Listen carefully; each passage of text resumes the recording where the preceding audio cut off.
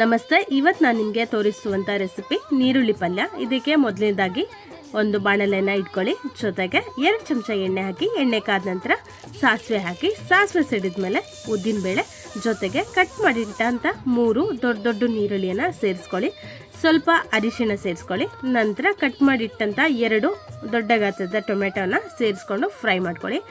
ಆನಂತರ ಸ್ವಲ್ಪ ಉಪ್ಪನ್ನು ಸೇರಿಸ್ಕೊಳ್ಳಿ ರುಚಿಗೆ ತಕ್ಕಷ್ಟು.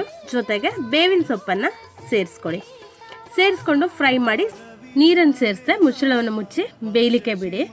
ಇದು ಬೆಂದ ನಂತರ ಇದಕ್ಕೆ ಸಾಂಬಾರ್ ಪುಡಿಯನ್ನು ಸೇರಿಸ್ಕೊಳ್ಳಿ. ಜೊತೆಗೆ ತೆಂಗಿನಕಾಯಿ ತುರಿಯನ್ನು ಸೇರಿಸ್ಕೊಳ್ಳಿ. ಆಮೇಲೆ ಚೆನ್ನಾಗಿ ಒಂದ್ಸತಿ ಎಲ್ಲವನ್ನು ಮಿಕ್ಸ್ ಮಾಡ್ಕೊಳ್ಳಿ.